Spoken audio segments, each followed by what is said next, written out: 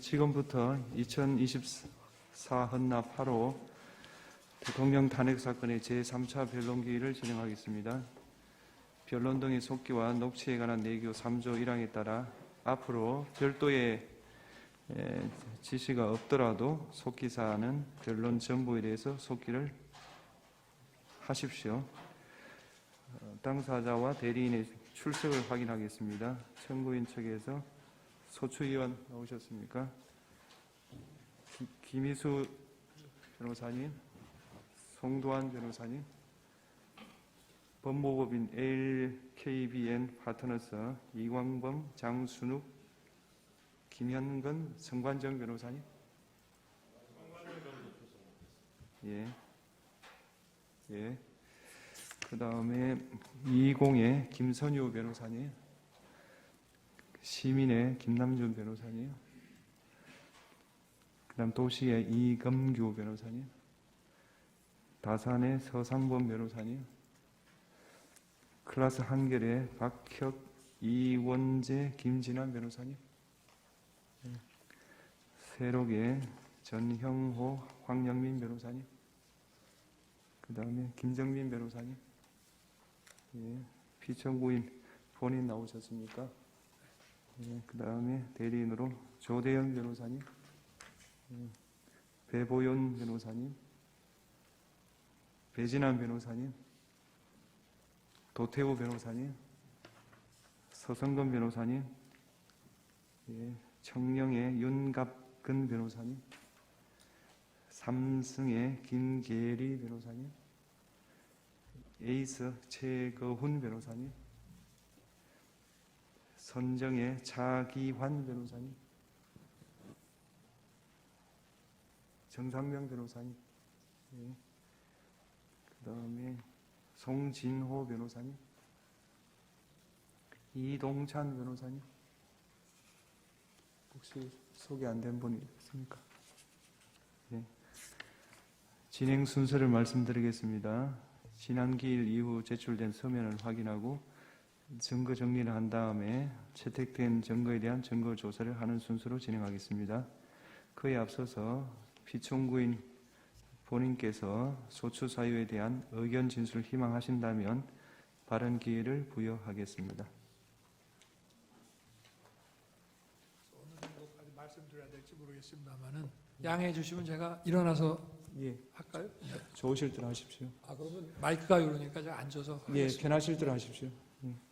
제가 오늘 처음 출석을 했기 때문에 그냥 간단하게만 말씀을 드리겠습니다.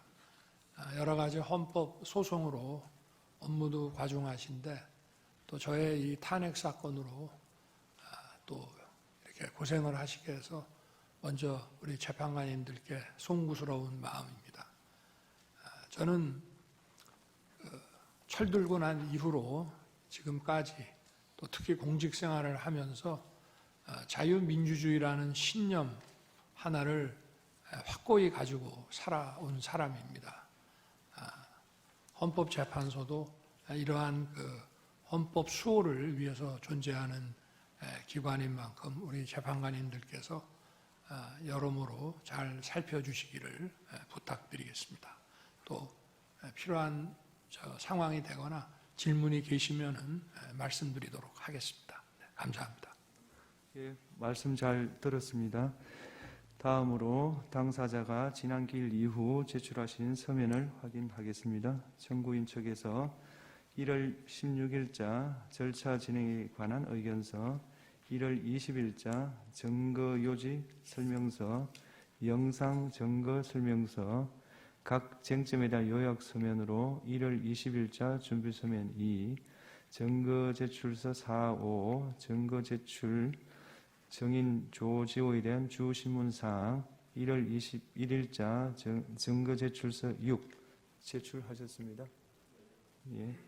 피청구인 측에서 1월 17일자 정인 김용현의 송달 장소에 대한 보정서, 1월 17일자 입증 계획 및 증거 제출서, 증거 동영상 재생 등 절차에 관한 의견서, 1월 20일자 증거 설명서 2 내지 6, 입증 계획, 각 증거 제출 첨부 자료, 1월 20일자 각 사실조회 신청서 국가정보원 세계선거기관협의회 연수구 선거관리위원회 파주시 선거관리위원회 방송통신위원회 행정안전부 감사원 1월 21일자 각 사실조회 신청 및 문서 제출 명령 신청서 행정안전부 대통령실 국가정보원 1월 20일자 각 문서 제출 명령 신청서 감사원 외교부 한반도 평화교섭본부 북핵정책과 1월 20일자 정인 신청서 1월 20일자 사실조회 신청 및 인정 등본 송부 축탁 신청서 부산광역시 경찰청 1월 20일자 각 인정 등본 송부 축탁 신청서 대법원, 수원고등법원, 경찰청, 국가수사본부, 안보수사국 1월 20일자 서정요지 진술 1월 20일자 문서 송부 촉탁 신청서 국가정보원 정인 김용현에 대한 정인 신문사항 그 다음에 오늘 날짜로 소송 위임장 증거설명서 7, 8 재판부 성명사항에 대한 답변 제출하셨습니다. 맞습니까? 네, 맞습니다. 예. 그 다음에 증거 정리 절차를 진행하도록 하겠습니다. 지난 기일에 체부 결정이 보류된 증거에 대하여 증거 체부 절차를 하겠습니다. 피청구인 측은 지난번에 보류하신 갑제 22호증 1부터 갑제 27호증 12까지 증거 인물을 말씀해 주시기 바랍니다. 저기 부동의하겠습니다. 예. 증거로 채택 부동의하겠습니다. 부동의 한다는 뜻입니까? 부동의하는 경우에 갑제 22호증 1 내지 갑제 27호증 12는 중앙선거관리위원회, 과천청사, 선거정보센터, 관악청사, 선거연수원, CCTV 현장 영상으로 비진술 증거로서 전문법칙이 적용되지 않고 현장 상황과 개헌군 등의 동태가 그대로 녹화된 것으로 볼 수 있습니다. 따라서 증거로 채택하겠습니다. 청구인 측은 피청구인 측이 제출한 을제 1호증 1부터 8호증까지 증거 인물을 말씀해 주시기 바랍니다.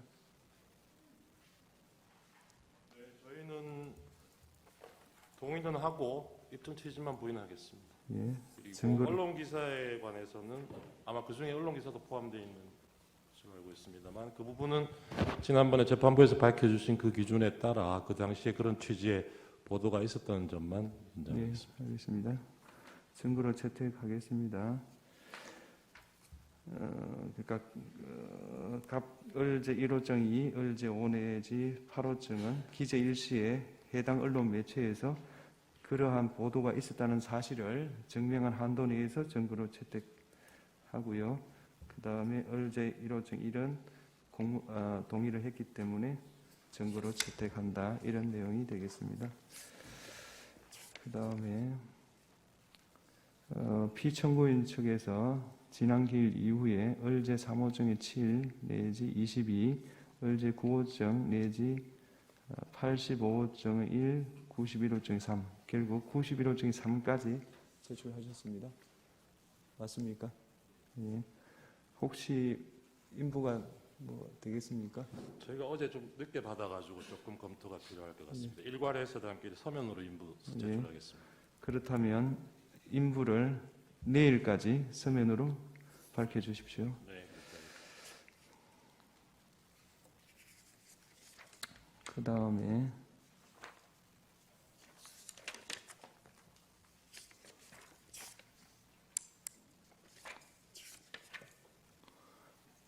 그 11조 가겠습니다.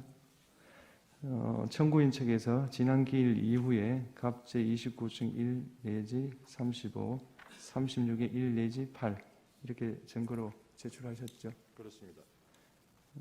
피청구인 측에서는 혹시 확인해 보셨습니까? 그건 내일까지 서면으로 제출하겠습니다. 예, 내일까지 증거 인부를 밝혀주시기 바랍니다.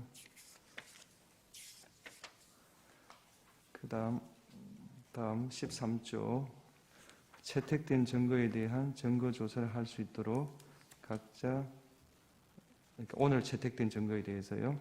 서정 요지 진술을 준비해 주시고 영상 자료의 경우 중요 부분을 재생하여 시청할 수 있도록 꼭 시청해야 될 그 부분을 기일 전까지 특정해서 증거로 특정해서 제출해 주시기 바랍니다. 13조 문서 송부 촉탁 등 정리에 관해서 보겠습니다. 서울중앙지방검찰청에서 1월 16일, 1월 20일 기록 인정등본 송부 촉탁에 대한 추가 회신을 하였습니다. 청구인 측 확인해 보셨습니까? 네, 받았습니다. 그 다음 피청구인 대리인께 1월 16일 국가정보원 국가사이버안보센터 대통령실을 상대로 문서 송부 촉탁을 했고 선거관리위원회를 상대로 사실조회 신청을 했고 모두 채택해서 송부했습니다. 1월 17일 날요. 그 다음에 피청구인 측에서 1월 20일자로 아까 말씀드린 대로 사실조회 신청서, 그 다음에 사실조회 신청 및 문서제출 명령 신청서, 그 다음에 1월 20일자로 문서제출 명령 신청서, 1월 20일자로 사실조회 신청, 인정등본 송부 촉탁 신청, 1월 20일자로 인정등본 송부 촉탁, 1월 20일자로 문서 송부 촉탁 신청서 제출하셨습니다. 이에 대하여 재판부 평의 결과 우선 행정안전부에 대하여 국무회의록 작성 여부 등을 묻고 관련 자료를 제출하는 내용의 사실조회 신청 및 문서제출 명령 신청을 사실조회로 일괄하여 채택합니다. 이상민 전 장관에 대한 송달 장소를 묻는 행정안전부에 대한 사실조회 신청을 채택합니다. 대통령실에 대해서 국무회의록 작성 여부를 묻고 관련 자료를 요청하는 사실조회 신청, 문서제출 명령 신청은 사실조회로 일괄하여 채택하겠습니다. 국가정보원에 대한 사실조회 신청 중 조회사항 1, 2번 즉 국가사이버안보센터장, 선거관리위원회 사이버보안관리점검 실무 책임자의 각 성명, 송달 장소를 묻는 부분을 채택합니다. 그 나머지 부분은 어제 증거가 주로 많이 신청되었기 때문에 재판부 평의를 거쳐서 다음에 채택 여부를 결정하겠습니다.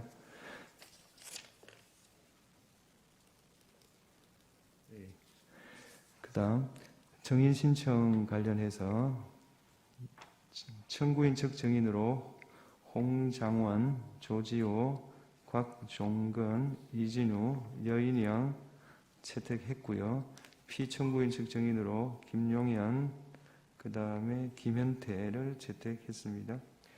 피청구인 측에서 1월 20일자 입정계획 정인 일부로 정인 15명에 대한 입정계획을 밝히셨고 1월 20일자 정인 신청서로 등에 대한 증거 신청을 했습니다.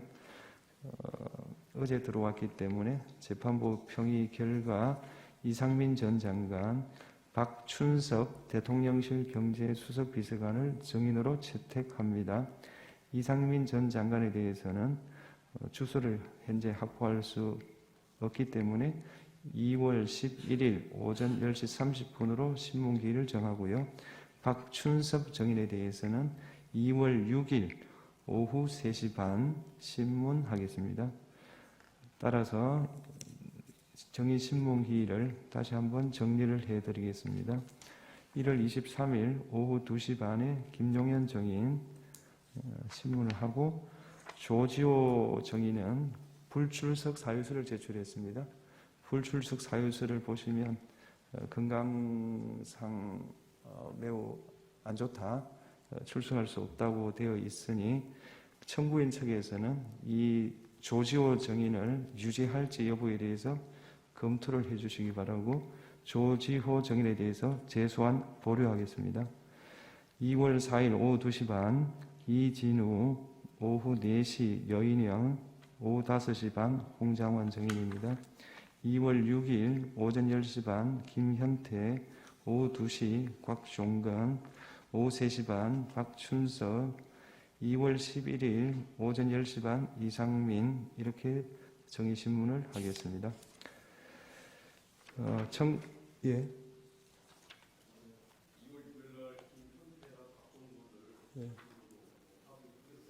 예.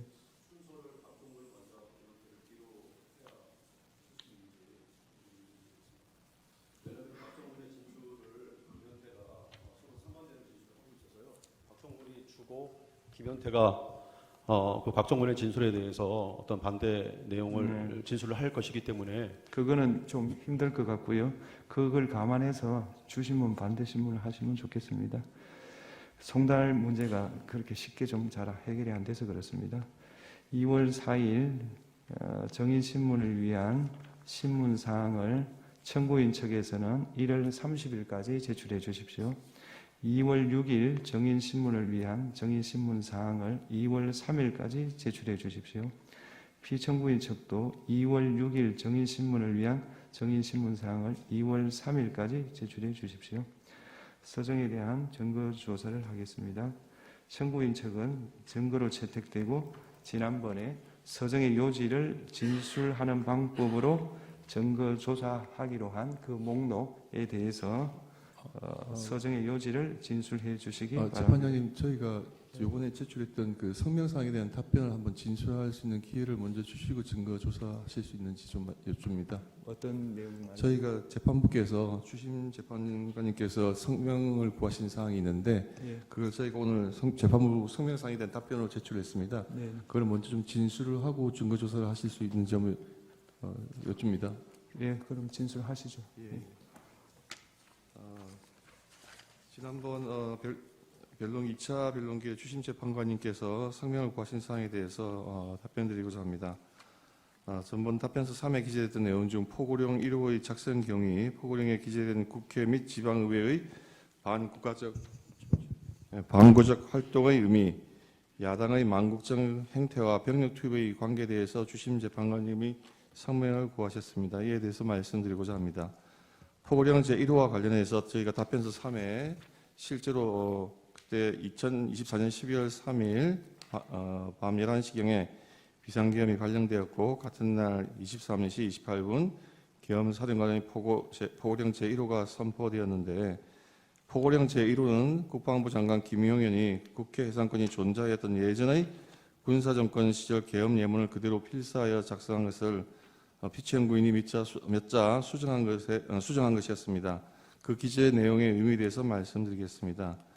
비상계엄은 피청구인이 망국적인 국정마비 상황을 사회 교란으로 인한 행정, 사법의 국가기능 붕괴 상태로 판단하여 계엄령을 발동하되 그 목적은 국민에게 거대 야당의 전무후무한 탄핵 소추 남발, 입법 폭주, 외교 안보 분야의 횡포, 예산의 무차별 삭감 등 국가 이익에 반하는 폐악 행위를 알려 호소하고 이를 멈추도록 호소하고 경고하고자 하는 것이었고 그럼으로써 자유민주주의 헌정질서의 붕괴를 막고 국가 기능을 정상화하고자 하는 것이었습니다.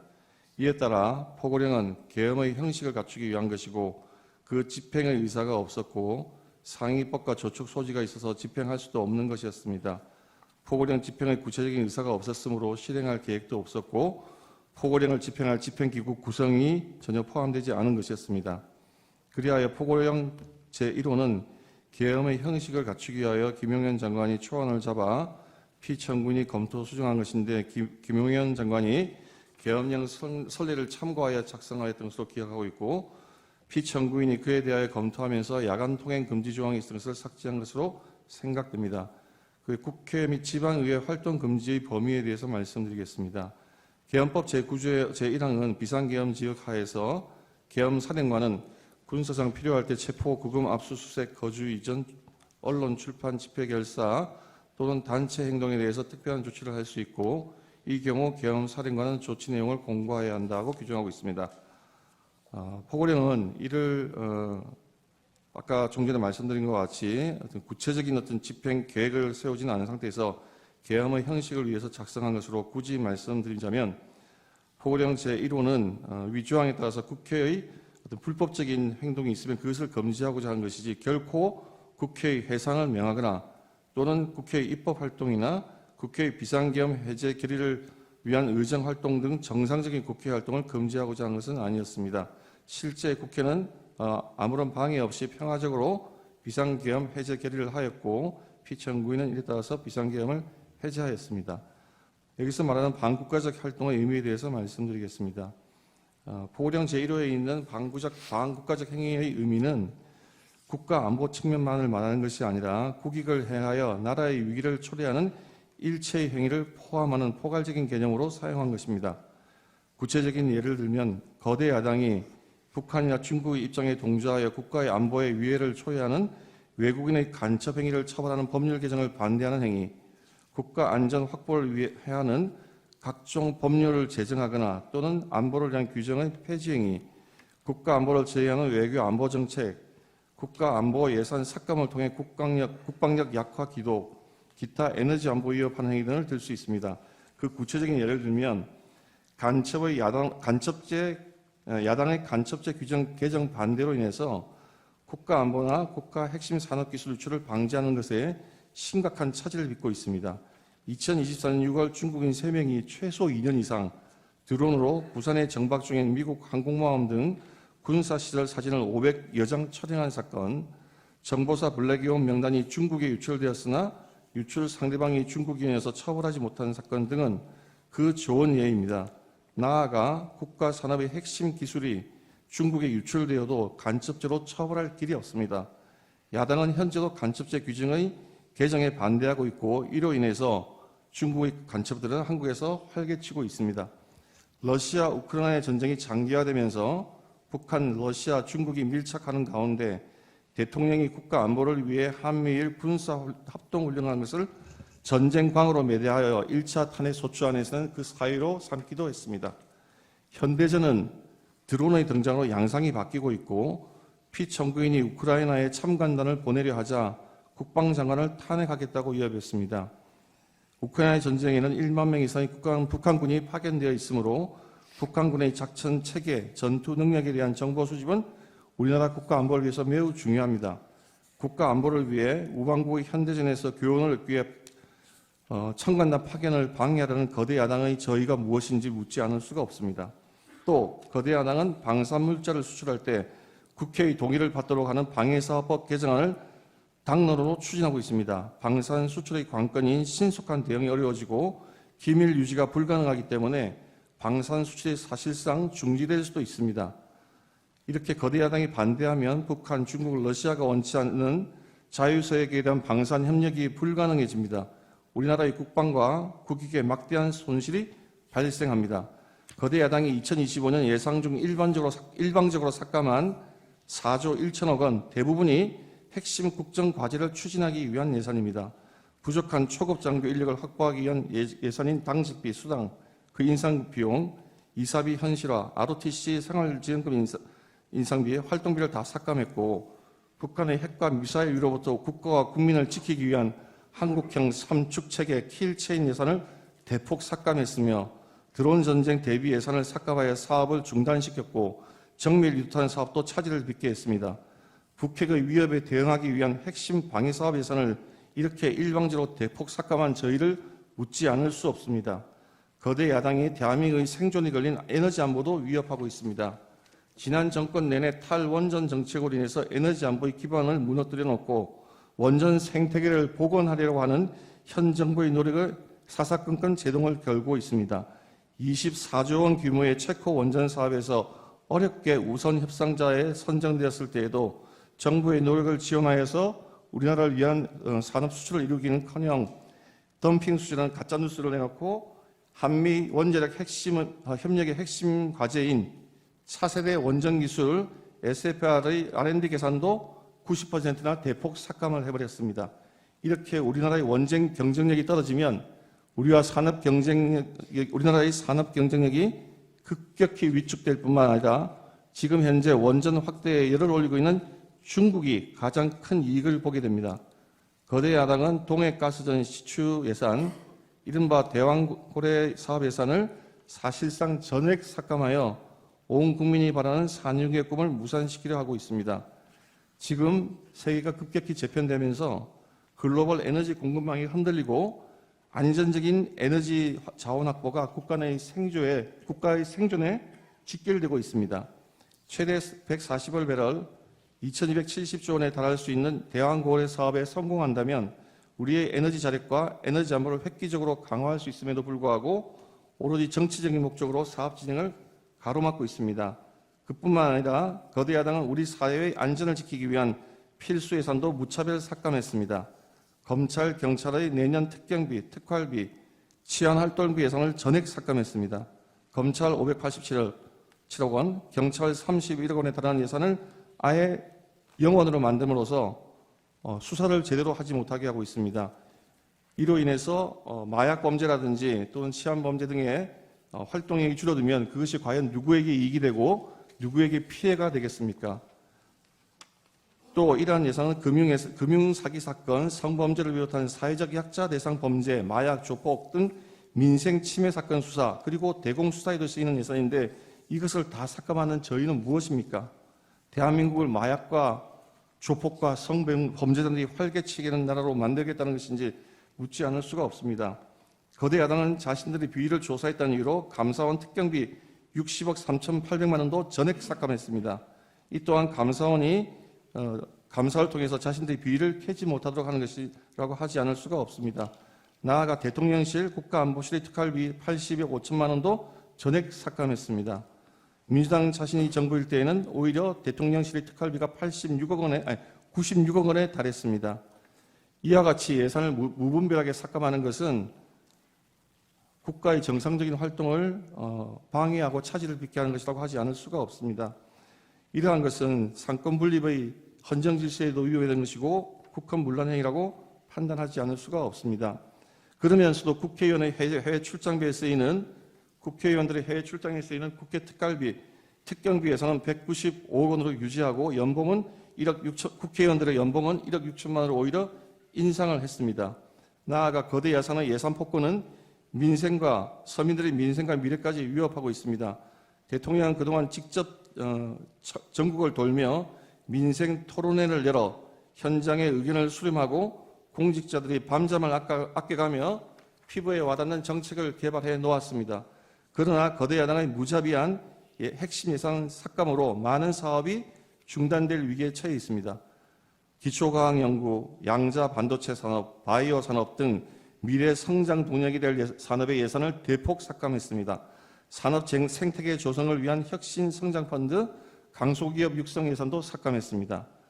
또 긴급 상황에 대처하기 위한 예비비를 무려 2조 4천억, 절반이나 삭감을 해서 삭감했고 이 가운데 1조 원은 재해 대비 예산입니다.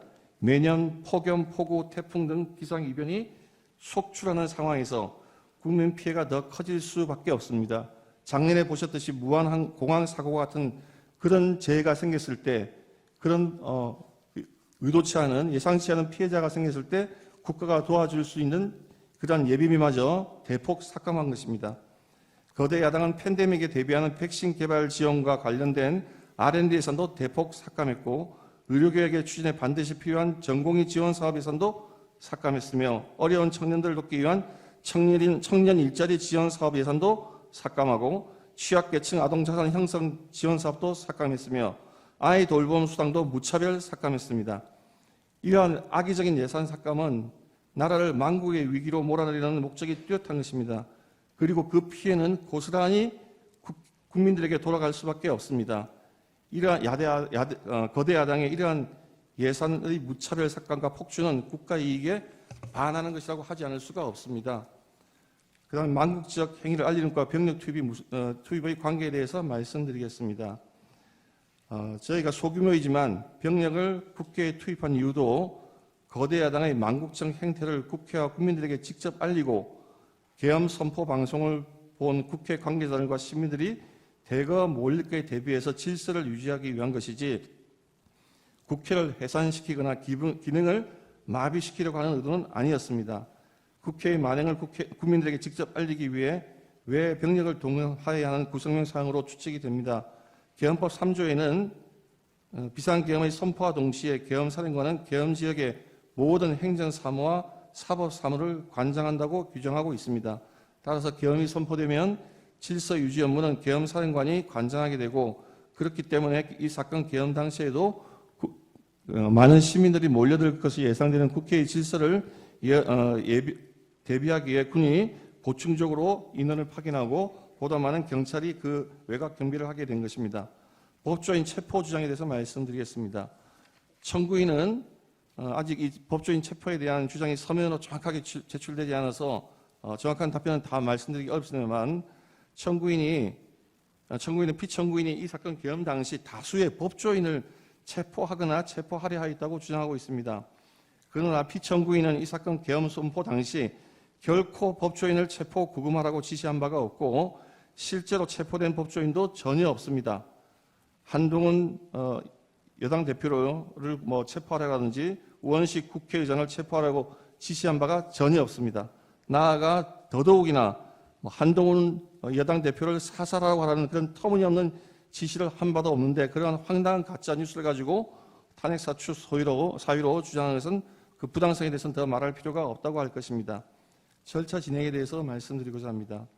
피청구인의 입장에서 가장 강조드리고 싶은 것은 이 사건 계엄 이전에 거대 야당의 횡포로 인해서 국정이 사실상 마비될 정도였다는 것입니다. 그 중에도 중요한 것이 민주당의 탄핵 소추의 남발입니다. 민주당이 탄핵 소추를 남발하여 얼마나 탄핵 소추를 남용하였는지 여부가 쟁점이 될 것인데, 그것을 판단하려면 당연히 먼저 소추된 장관, 감사원장, 방통위원장에 대한 탄핵 사건을 심리해 보아야 그 결론이 나야 하지 않겠습니까?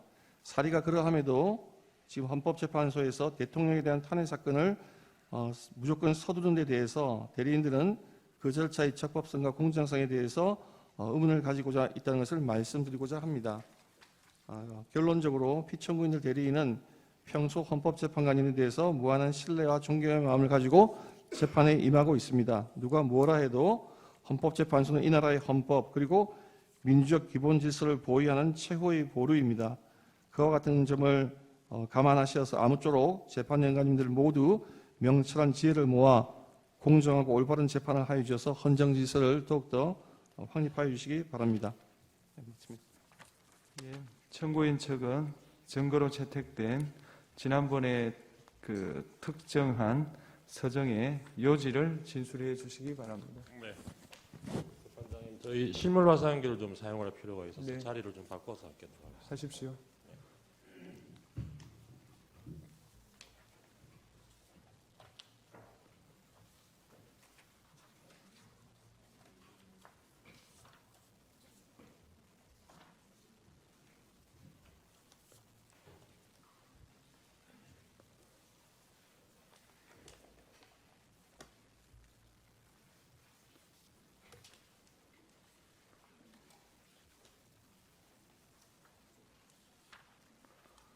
되나요?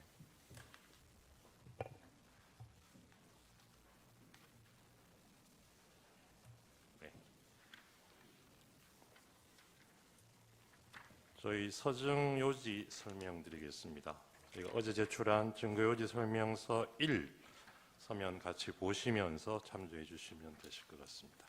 우선 갑제 1호증의 1 내지 63까지 각 언론 기사입니다. 이 중에 1호증의 1 내지 18은 12월 3일부터 12월 4일까지 언론 보도 기사로서 비상계엄 선포, 포고령 발표, 국회 비상계엄 해제 요구 결의 당시 국회 출입 통제 및 계엄군에 의한 국회 침탈 상황, 국회의장 등 요인들에 대한 체포 의심 정황, 계엄군의 선관위 침입 상황 등이 당시에 실시간으로 보도된 정황이 담겨 있습니다. 그리고 갑 1호증의 19 내지 41, 1호증의 46 내지 56, 1호증의 58, 1호증의 59 내지 63은 계엄 선포가 있은 후에 사후적으로 확인된 구체적인 중앙선관위 침탈 현황, 국회 침탈 현황, 요인 납치 계획, 개업 사전 모의 현황, 그리고 비상계엄에 앞서 이루어진 국무회의의 위헌 위법성 등을 보도한 각 언론 보도 기사입니다. 그리고 1호증의 42 내지 45는 12월 10일까지 언론 보도 기사인데, 여기는 위헌 위법한 계엄 선포로 인해서 국가 경제 질서가 큰 타격을 입게 되었다는 그런 위기 상황에 대한 내용을 담고 있습니다.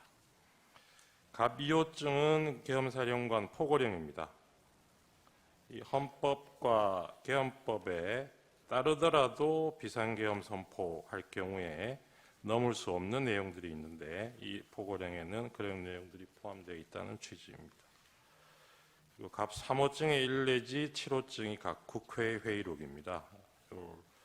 서중별로 글씨가 좀 작게 보이긴 합니다만 주요한 부분 요약해서 말씀드리겠습니다. 3호증의 1은 2024년 12월 11일자 419회 국회 본회의 회의록입니다.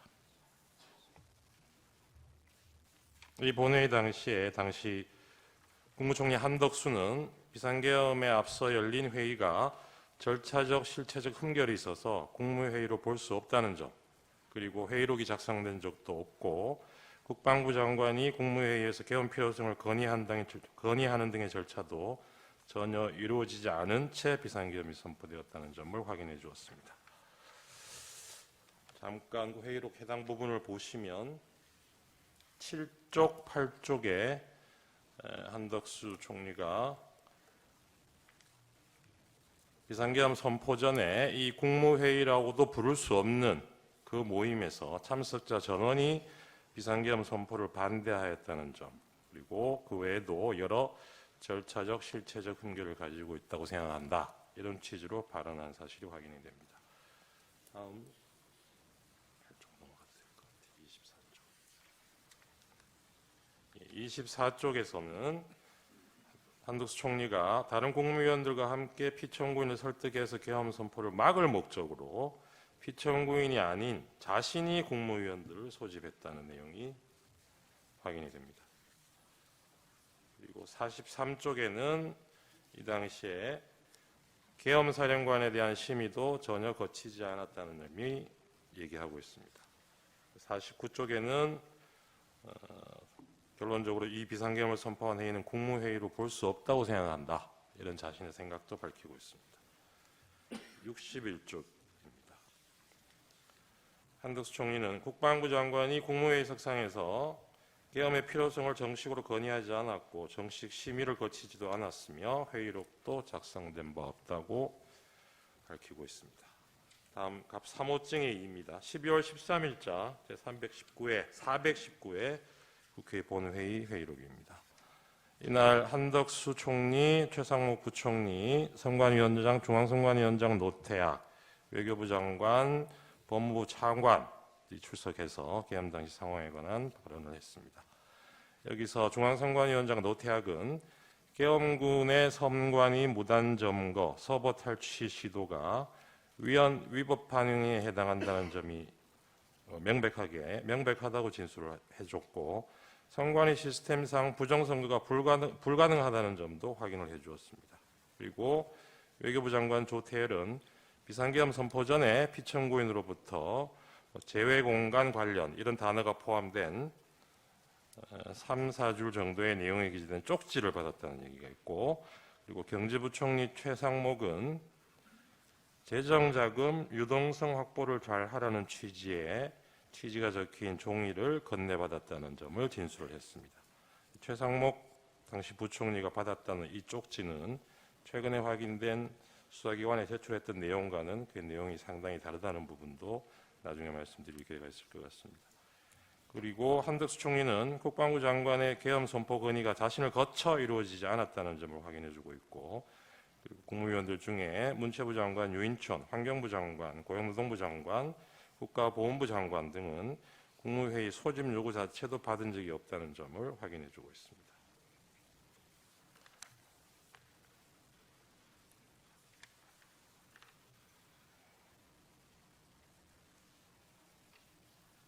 그 요약한 부분으로 가름을 하고 이 부분은 3호증의 2는 이걸로 가름을 하겠습니다.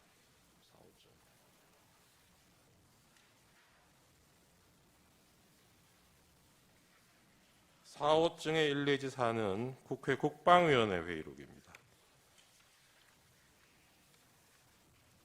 35쪽.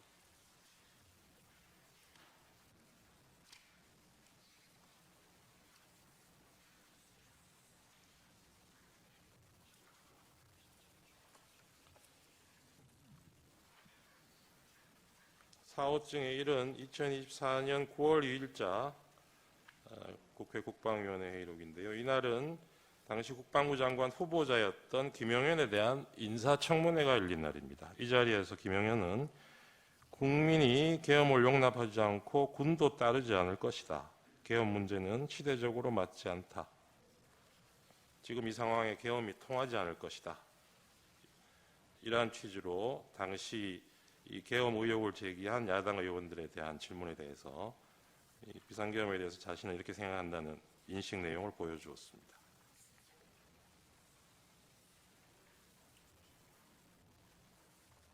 네, 그 내용 간단하게 지금 실문 화상기에서 확인하실 수 있습니다. 57쪽에도 같은 취지의 내용이 있습니다. 다음 4호증의 2입니다. 2024년 12월 5일자 비상계엄 이틀 후에 열렸던 국방위원회 회의록입니다. 이 자리에 계엄사령관, 국군참모총장 박안수, 국방부 차관, 현재 장관 직무대행을 하고 있는 김선호, 그리고 국방부 기획관리관 등이 출석을 해서 계엄 당시의 상황에 관해서 진술을 했습니다. 이 자리에서 국군참모총장 박안수는 포고령을 비상계엄 선포된 이후인 10시 30분부터 11시 사이에 처음 받고 김영현 장관으로부터 건네받았다는 점, 그리고 자신이 계엄사령관이 된 후에 특전사령관, 방척사령관, 수방사령관, 경찰청장과 여러 차례 통화한 사실을 진술하고 있습니다. 그중에 61쪽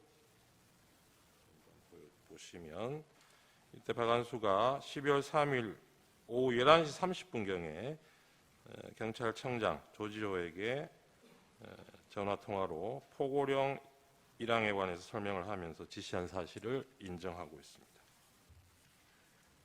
다음 4호증의 3입니다.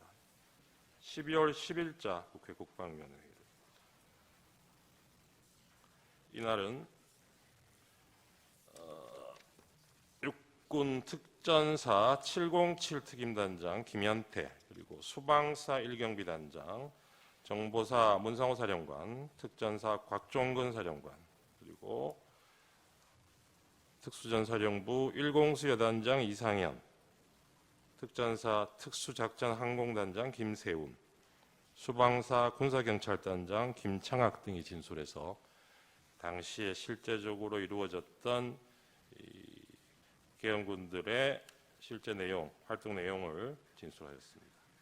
그중에 주요한 부분을 보면 곽종근은 피청구인인 대통령이 12월 4일 비화폰을 이용해서 자신에게 국회에 투입 중인 707 특수임무단의 이동 상황을 물어본 사실, 그리고 날이 바뀌어서 12월 4일 00시 30분부터 40분경 사이에 자신에게 다시 전화를 해서 의결 정족수가 아직 안 채워진 것 같다. 빨리 문을 부수고 들어가서 안에 있는 인원들을 끄집어내라 라고 지시한 사실. 그리고 김영현도 그 계엄 이틀 전인 12월 1일 국회, 선관위, 민주당사, 여론조사 꽃 등 6개 시설을 확보할 것을 지시한 사실을 진술한 바 있습니다. 그리고 특전사 707 특임단장 김현태는 이 사령관인 곽종근이 이 계엄 선포 직후에 그날 밤에 20차례 이상 자신에게 전화를 해서 국회의원 150명을 넘어서는 안 된다고 말한 사실, 그리고 국회 건물 봉쇄를 지시받고 인원 포방용 케이블 타이를 지참하게 한 사실을 진술하고 있습니다. 그리고 1공수여단장 이상현은 곽종근으로부터 상부로부터 문을 부수고 들어가서 국회의원들을 끄집어내라, 안 되면 전기라도 끊어라 라는 지시를 받았다면서 그 지시를 자신에게 하다라는 내용을 확인해주고 있습니다. 그리고 국군 방첩사령부 수사단장 김대우는 그 사령관 여인영이 자신에게 지하 1층 벙커, 여기 지하 1층은 아마 수방사를 얘기하는 것 같습니다. 지하 1층 벙커 안에 구금 가능한 시설이 있는지 확인할 것을 지시한 사실. 그래서 여인영이 그 당시에 김영현 장관의 지시라고 밝히면서 장관이 불러준 정치인 등 14명의 명단을 자신에게 불러주고 정치인을 수방사로 이송할 것을 명한 사실을 확인해주고 있습니다. 그리고 방첩사 군사기밀수사단 실장 노영훈 역시 여인영이 자신에게 이 B1 벙커가 구금 시설로 적당한지를 검토하라고 지시하였다는 사실을 확인해주고 있습니다. 다음 육군 수방사 이진우는 2024년 12월 3일 24시 자정에 피청구인 대통령이 자신에게 전화해서 국회 상황을 확인하였다고 진술하고 있습니다. 자세한 내용은 페이지별로 요약을 되어 있는 서면을 참조해 주시기 바랍니다.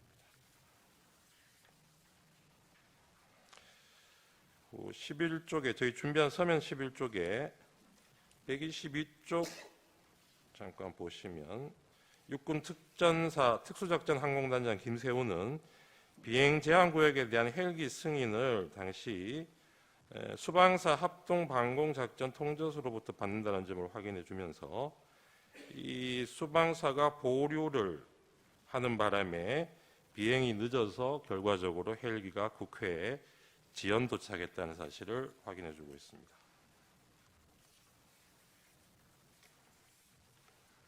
사호증의 4로 넘어가겠습니다. 사호증의 4는 2024년 12월 11일자 419회 국회 국방위원회 회의록입니다. 여기 14쪽, 16쪽을 보시면 특전사령관 곽종근이 피청구인 그러니까 대통령이 계엄관리원 마지막 지시가 문을 깨부수고 들어가서 끌어내라 라는 것이었다는 점을 확인해 주고 있고, 그리고 국군 방첩사령부 법무실장 윤빈아는 이 성관이 압수수색에 대한 내용을 검토한 결과 포고령 발령 전의 행위를 이유로 압수 등 수사를 해서는 안 된다. 그리고 압수 절차 등을 하기 위해서는 최소한 범죄 혐의를 특정해서 정식적인 입건 그런 절차를 따라야 하는데 이런 절차를 거치지 않고 위법하게 증거를 수집하게 되면 나중에 처벌도 받을 수 있다. 이런 검토 결과를 보고한 내용을 확인해 주고 있습니다. 다음 갑 5호증의 1, 2 국회 행정안전위원회 회의록입니다. 5호증의 1은 그중에 12월 5일자 국회 행안위 회의록입니다. 이 자리에서 이상민 당시 행안부 장관, 조지호 경찰청장, 서울지방경찰청장 김봉식, 그리고 당시 국회 경비대장이었던 목현태, 중앙선거관리위원회 사무총장 김용빈 등이 계엄 당시 상황에 대해서 발언한 내용들이 있습니다. 우선 쪽수를 좀 보시면서 말씀드리겠습니다. 11쪽에 경찰청장 조지호가 12월 3일 비상계엄 선포 직후인 밤 10시 28분경에 서울경찰청장에게 국회 주변 안전조치를 강구할 것을 지시하고 5개 기동대를 배치하였다고 한 점이 확인이 됩니다. 그리고 같은 날 10시 46분부터 국회 내부 진입을 일시 통제했다가 11시 6분에 국회의원 등 관계자를 신분 확인 후 일시 출입 조치를 했다가 11시 37분 포고령에 따라서 다시 국회 출입을 전면 통제한 사실을 확인하고 있습니다. 그리고 12쪽입니다. 서울특별시 경찰청장 김봉식이 확인한 내용인데요. 포고령 공포 이후에 본청의 지침을 받아서 같은 시간입니다. 11시 37분부터 국회 출입을 전면 통제했고 12월 4일 01시 01분경 계엄 해제 의결 이후에 국회 사무총장의 요구에 의해서 1시 46분경부터 관계자 출입을 허용했다는 내용이 확인됩니다. 그리고 12쪽에서 13쪽 보시면 중앙선관위 사무총장 김용빈의 진술 내용인데요. 계엄 선포 직후에 계엄군 10명이 계엄 선포 직후인 10시 30분, 밤 10시 30분에 청사 내에 투입이 됐고 같은 시각 경찰 10여 명이 청사 정문 출입 통지를 실시하였다고 확인을 해주고 있습니다. 그리고 경찰 90여 명이 11시 50분경에 추가로 투입돼서 청사 밖에 대기하고 있었고 계엄군 100여 명이 12월 4일 00시 30분 추가로 청사 내에 투입돼서 청사를 점거하는 상황이었다고 확인해주고 있습니다. 그리고 이때 최초 투입된 계엄군 10여 명이 선관위 야간 당직자 등 5명의 핸드폰을 압수하고 행동감시 및 청사 출입 통제를 실시했다고 확인하고 추가 투입된 100여 명은 1층 로비 등에서 경계작전을 실시하면서 총 3시간 20여 분간 점거되었다는 사실을 확인해주고 있습니다. 그리고 54쪽에 경찰총장 조지호의 진술 내용입니다. 계엄사령부로부터 주요 포스트인 선거관리위원회에 대한 적절한 조치가 있을 것이라는 요청을 받고 자신의 경력 배치를 지시를 했다는 내용을 확인해주고 있습니다. 그리고 54쪽에 국회경비대장 64쪽입니다. 목현태의 진술이 있습니다. 이때 서울특별시 경찰청 무전망으로 지시를 받아서 12월 3일 11시 37분경부터 국회의원 출입을 포함한 국회 출입을 전면 통제하였다는 사실을 확인해주고 있습니다. 그리고 그 전에 10시 49분부터 국회 외부에서 내부로 들어가는 인원을 원천 차단하는 지시가 내려와서 실제적으로 국회의원 출입도 포함해서 전면 통제가 이루어졌다가 11시 7분경 일시 해제됐다가 11시 37분에 다시 또 전면 통제로 그렇게 바뀐 사정을 구체적으로 진술하고 있습니다. 97쪽에 보면 중앙선관위 사무총장 김용빈 진술이 다시 나오는데 이 중앙선관위 CCTV를 확인한 결과 시간대별로 계엄군과 경찰이 선관위 청사나 주변에 배치돼서 어떤 경계 활동을 하고 침입 행위를 했는지 시간대별로 자세한 내용을 진술하고 있습니다. 그리고 94쪽에 보시면 경찰청장 조지호가 당일 밤 11시 20분에서 30분 사이에 계엄사령관과 통화를 했고 그때 계엄사령관이 국회 통제를 요청했다고 한 사실을 인정하고 있습니다. 그 당시에 선거관리위원회에 대해서도 계엄사령관으로부터 통제 요청이 있었다는 사실을 확인해주고 있습니다. 141쪽, 149쪽 보시면 선관위 사무총장 김영분이 계엄군이 직원들 핸드폰 압수한 내용 다시 한번 확인해주고 있습니다. 다음 갑 5호증의 2024년 12월 13일자 국회 행정안전위원회 회의록입니다. 이날 서울특별시 경찰청의 차장, 지금 현재 청장을 직무대행하고 있는 최현석 차장, 그리고 경기 남부경찰청장 김준영, 서울특별시 경찰청 경비부장, 그리고 경비안전계장 등이 당시의 상황에 대해서 진술한 내용이 담겨 있습니다. 이 자리에서 주진우, 최창북 등은 비상계엄 당시의 국회 통제 상황을 구체적으로 얘기하고 있고 경기 남부경찰청장 김준영은 경찰의 선관위 투입 사실을 확인해주고 있는데 그 주요 내용을 잠깐 보시면 8쪽에서 서울특별시 경찰청장 경비부장 주진우는 12월 3일 저녁 7시에서 9시경 비상계엄 당시 서울시청장이었던 김봉식으로부터 호출을 받아서 미리 투입할 수 있는 이 경찰 부대들이 어떤 부대들이 있는지 그 정도를 확인하고 자신이 추가로 한 개 부대 정도 더 이동할 수 있다는 내용으로 답변한 사실을 확인해주고 있습니다.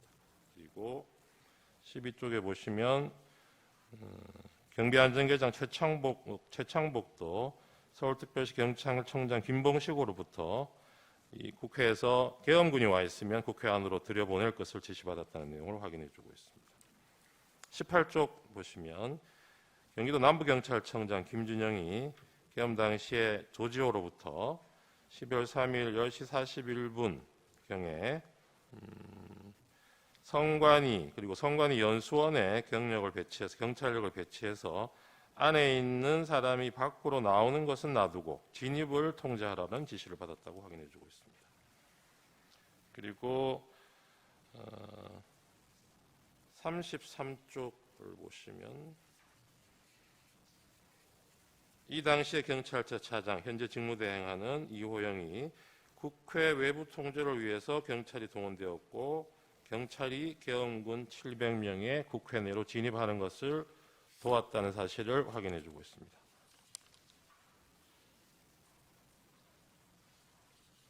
48쪽에 최창복의 내용이 진술이 있습니다만은 앞에 나왔던 내용과 중복되는 것이어서 이 부분은 넘어가도록 하겠습니다. 그리고 갑제 6호층의 1, 2, 3은 국회 법제사법위원회 회의록입니다. 6호증의 1은 2024년 12월 6일자 제19차 법제사법위원회 회의록인데요. 여기서 법원행정처장이 계엄군사법원 설치를 위해서 법원 공무원 파견을 요청받은 내용을 확인해주고 있습니다. 그리고 갑 6호증의 2는 12월 9일자 제20차 국회 법사위 회의록입니다. 이 자리에서 법무부 장관 박성재, 경찰청장 조지호, 선관위 사무총장 김용빈 등이 진술을 했습니다. 여기서 주요 내용을 잠깐 보시면 41쪽입니다. 이 당시에 경찰청장 조지호는 방첩사령관이 자신에게 전화를 해와서 이재명, 박찬대, 전현희, 김명수 전 대법원장, 권순일 전 대법관 그리고 한동훈에 대해서 체포를 위한 위치 추적을 요청하면서 위치 추적을 해달라는 지시를 받았다는 점을 확인하고 있습니다. 45쪽에서는 선관위 사무총장 김용빈이 이 당시에 선관위 관계자들이 직원들이 내부에 감금되어 있다고 사실을 확인해주고 있고요. 67쪽, 68쪽에서는 역시 김용빈 사무총장이 계엄군이 당일 한 3시간 20분 동안 선관위를 불법 점거했고 야간 당직자 핸드폰 뺏긴 점 그리고 계엄군이 관제센터에 들어와서 서버 사진을 찍어갔다는 사실을 확인해주고 있습니다. 다음 갑제 7호증은 2024년 12월 13일 개최된 국회 과학기술정보방송통신위원회 회의록인데요. 여기서는 방통위 관계자들이 나와서 세 차례에 걸쳐서 계엄사령부로부터 연락관 파견을 요청하는 전화를 받았다는 점을 확인해주고 있습니다. 그리고 갑 8호증의 1리는 국회 사무처에서 피해 현황을 집계해서 제출한 내역입니다. 이 당시에는 4,800만 원 상당의 비품 피해, 1,100만 원 상당의 시설 피해 등이 발생했다는 내용을 담고 있습니다. 그리고 갑제 12호증의 1리는 피청구인이 이 헌법재판소 탄핵 소추 이후에 서류 송달 거부에 관한 내용을 담고 있는 언론 기사들입니다. 그리고 13호증의 1, 2지사는 피청구인이 수사기관 소환에 불응하고 체포영장 발부됐다는 기사를 담고 있습니다. 그리고 14호증의 2는 12월 31일 체포영장 발부에 관해 피청구인이 입장을 밝힌 데 대해서 피청구인 대리인이죠. 대리인이 입장을 밝힌 데 대해서 그 배경을 설명하는 취지의 언론 기사입니다. 15호증의 1, 2는 검찰 비상계엄 특별수사본부에서 김용현, 여인영, 이진우를 기소하면서 수사한 결과를 요약해서 발표한 보도자료입니다. 그리고 17호증의 2 내지사는 국회 사무처 입장 관련 기사, 기자회견면 그리고 사무처 제출한 자료들입니다. 이 17호증의 1로 저희가 제출했던 것이 국회 피해 상황 등을 담은 CCTV 영상인데 이 17호증의 2 내지 4는 이 영상과 관련해서 국회 사무총장이 그 내용을 설명하고 관련한 내용을 담고 있는 기사입니다. 그리고 17호증의 3도 국회 사무총장이 비상계엄 관련해서 수사협조를 위해서 CCTV 영상을 수사기관에 제공했다는 내용 담고 있고요. 17호증의 4는 국회 사무처에서 이춘석 의원의 요구자료로서 제출한 내용으로 역시 비품 피해 현황, 설비 피해 현황이 있고 인적 피해 현황도 아울러 있다는 내용을 담고 있습니다. 그리고 19호증의 1, 2, 3, 4는 비상계엄 이후에 금융외환 시장의 변동성이 크게 확대되고 환율이 상승하고 불확실성 증가로 투자 심리 위축돼서 증시가 큰 폭으로 하락하고 있다는 계엄의 부정적인 영향을 다루고 있는 언론 기사들입니다. 그리고 갑 25증의 3 내지 5는 피청구인이 2025년 1월 1일 한남동 관저 앞에서 집회를 열고 있던 자신의 지지자들에게 전달한 새 인사와 관련해서 언론 기사 내용입니다. 그리고 갑 28호증은 2023년도에 새로 발간된 계엄 실무 편람입니다. 이 부분은 이 피청구인이 선포한 12월 3일 비상계엄이 계엄 실무 편람에서 정하고 있는 여러 절차적, 실체적 요건에도 전혀 부합하지 않는다는 것을 입증 취지로 하고 있습니다. 이상 서정 요지를 말씀드렸습니다. 참고로 피청구인에게도 증거가 채택된 서정 요지, 영상 등에 대해서 마찬가지 방법으로 증거 조사 기회를 드리겠습니다. CCTV 영상에 대한 재생 방법으로 시청하도록 하겠습니다. 네, 이 부분도 저희가 영상 증거 설명서 1 제목으로 어제 서면을 제출했습니다. 여기에 보면 재생 시점 시간이 특정이 되어 있습니다. 그 부분대로 재생을 해주시면 될 것 같습니다. 이제 갑 9호증 국회 사무처 CCTV 영상입니다. 재생되는 장면 보면서 말씀드리겠습니다. 지금 보시는 장면이 12월 3일 밤 11시 49분경부터 다음날 12월 4일 00시 11분경까지 육군 특전사 707 특수임무단 병력이 탑승한 헬기가 국회의사당 후면 운동장에 3대씩 순차로 착륙하는 모습입니다.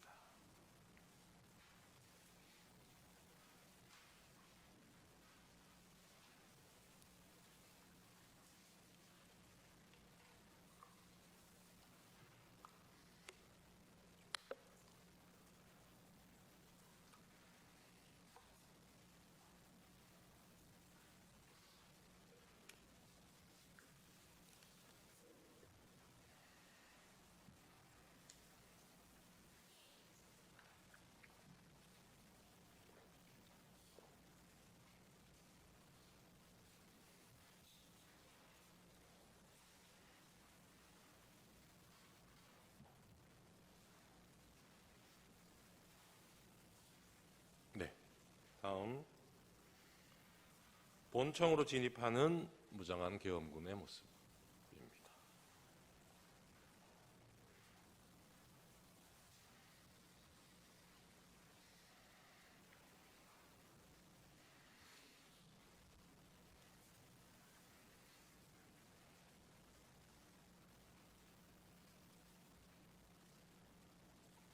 다음 12월 4일 00시 34분경에 707 특수임무단장 김현태를 포함해서 약 15명의 병력이 국회의사당 우측면으로 이동해서 미리 준비한 망치로 유리창 2개를 깨뜨리고 국회의사당 내부로 침투하는 모습입니다.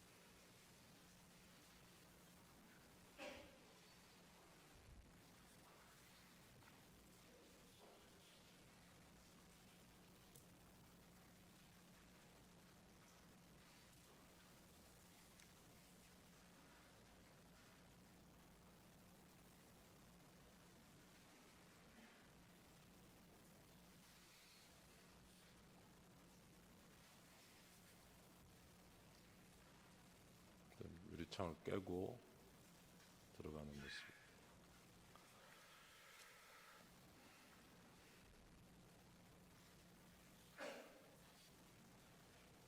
네. 네 번째 영상은 본회의장 방향으로 뛰어들어가는 계엄군 모습입니다.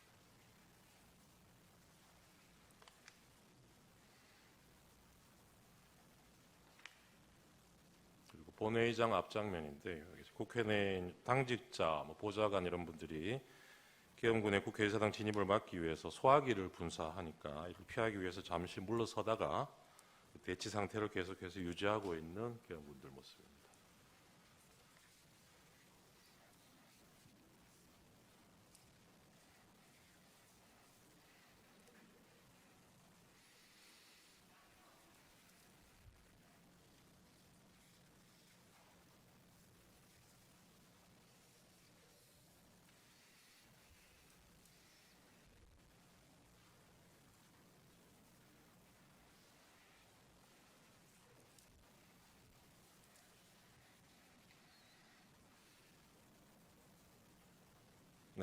다음 16호증이 1입니다.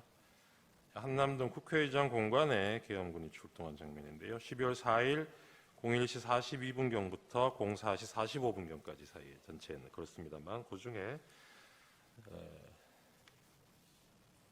요구 의결안이 통과된 이후인 12월 4일 01시 42분경에 한남동에 있는 국회의장 공간에 계엄군이 출동한 모습입니다.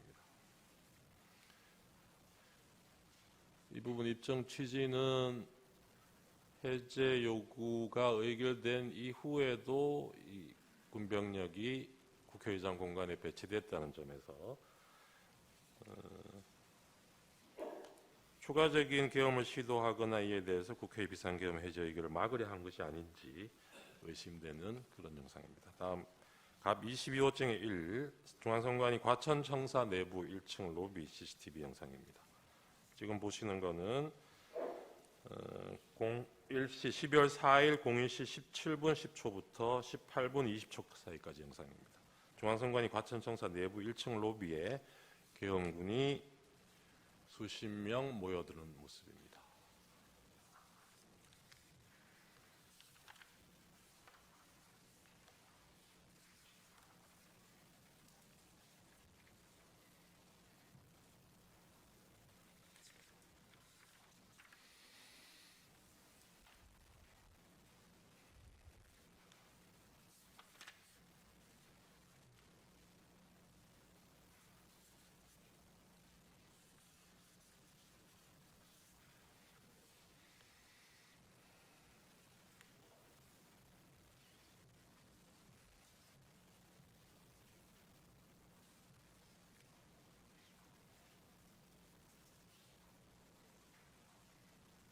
다음 갑 22호증 23입니다. 선관위 과천청사 내부 2호기 엘리베이터 CCTV 영상인데 여기 보시면 계엄군들이 권총을 소지하고 있는 장면이 확인이 됩니다.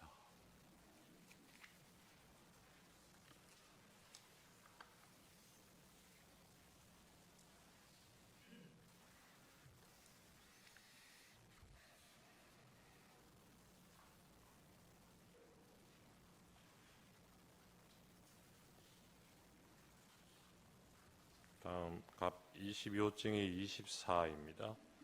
중앙선관위 과천청사 내부 신관 2층 승강기 CCTV 영상인데 저 선관위에서 사무실에서 선관위 조직도를 확보해서 전달해주고 있는 장면으로 보입니다.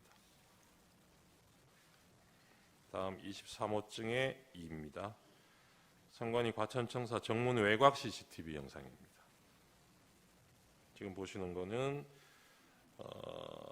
계엄 선포 직후인 그날 밤 10시 32분 58초부터 33분 44초 사이의 영상입니다. 계엄군 10명이 피청구인 선포 직후인 이 시간대에 선관위 과천청사 정문으로 들어오는 모습입니다.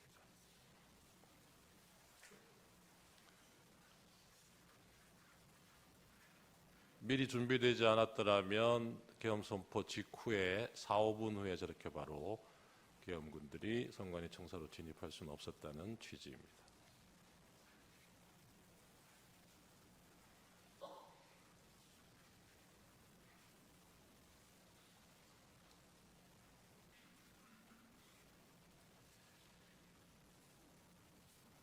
다음인가요? 과천청사 건물로 들어가기 위해서 이동하는 계엄군 모습입니다.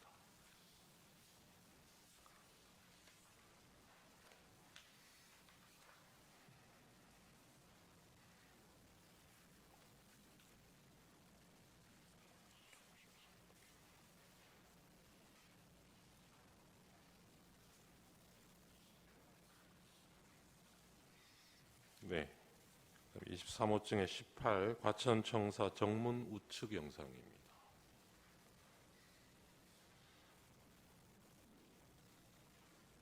역시 같은 시간대 계엄 선포 직후인 10시 33분, 34분 사이에 선관위 과천청사 정문으로 들어오는 계엄군들 모습이 확인이 됩니다.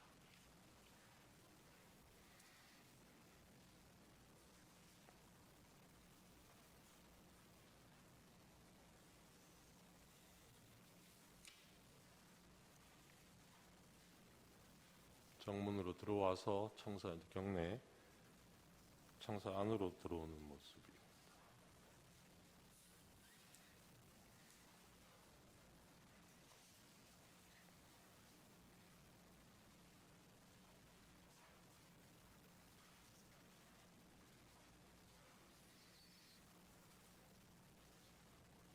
계엄 군인들이 좀 개인 화기들로 무장하고 있는 점도 영상으로 확인이 되고 있습니다.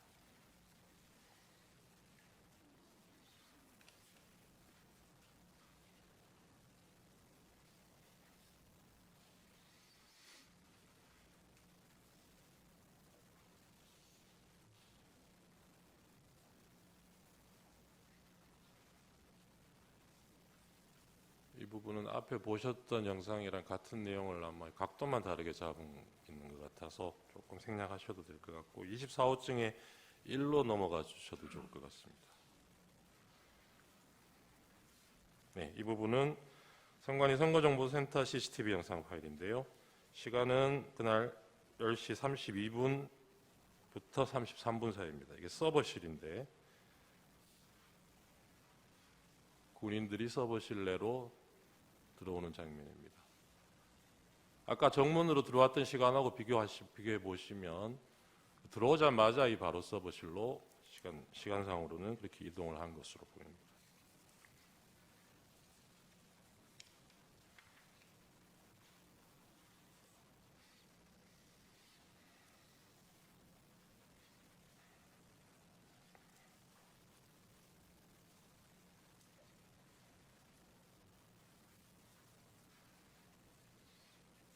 핸드폰을 가져가는 장면이 보입니다.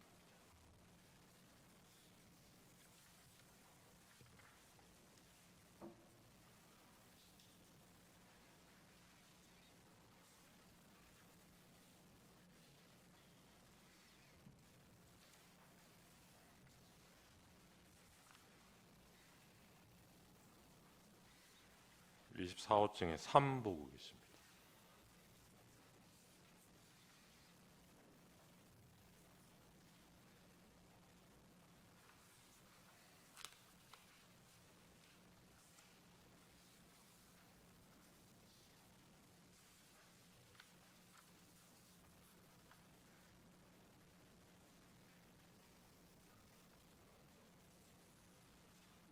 직원 핸드폰을 넘겨받는 장면.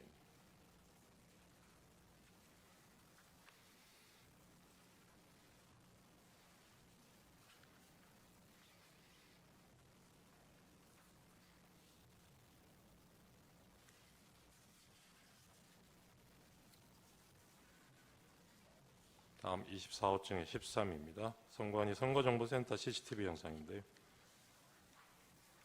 전산실 서버가 위치하고 있는 전산실 내부 모습입니다.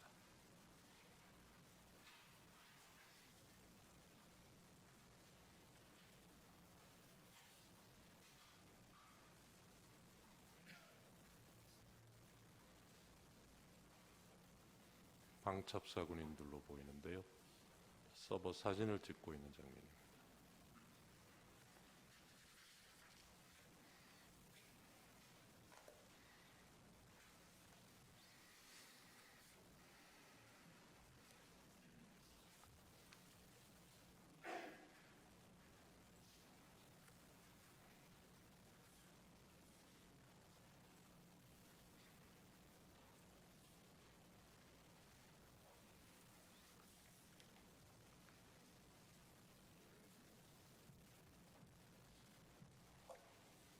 다음 파일로 넘어가 주셔도 좋을 것 같습니다.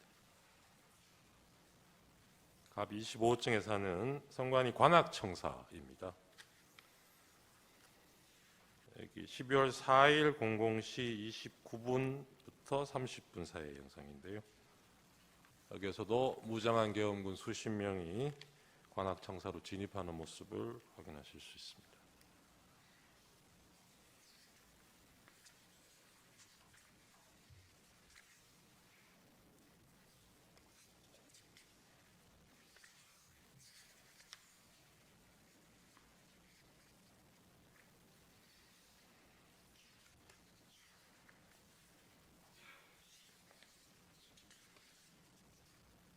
네, 여기는 역시 같은 관악청사 뒤편 공간인데요. 화단이 있는 이 공간에도 군인들이 배치가 돼서 건물을 통제하고 있는 모습을 확인하실 수 있습니다.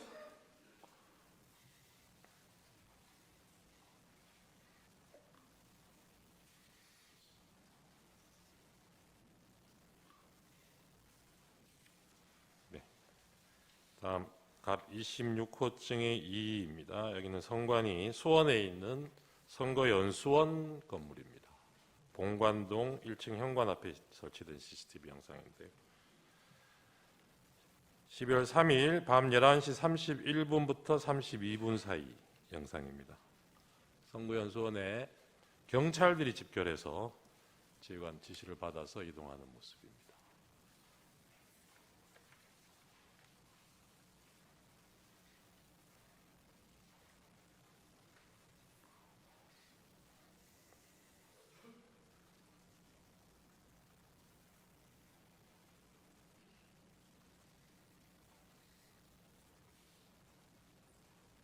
네, 다음 영상 넘어가 주셔도 좋을 것 같습니다. 26호증의 23 같은 수원 선거연수원 정문 CCTV 영상입니다.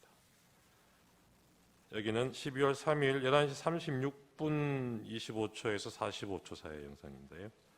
이 주차장 입구에 경찰차와 경찰이 집결해서 다른 차량이 진입할 수 없도록 바리케이드를 설치하고 입구를 통제하는 모습을 확인하실 수 있습니다.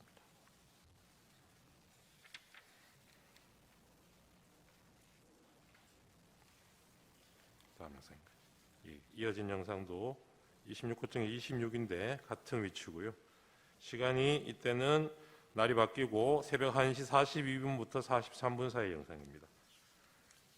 경찰버스 2대가 진입하고 해당 버스에서 내린 경찰들이 연수원 내부로 집결하는 모습을 보고 계십니다.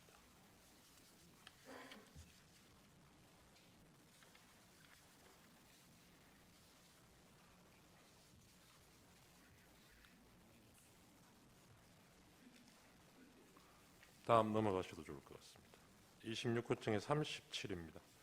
선거연수원 CCTV 정문 영상인데요. 날이 밝아오는 11월 4일 07시 12분 13분 사이 영상입니다.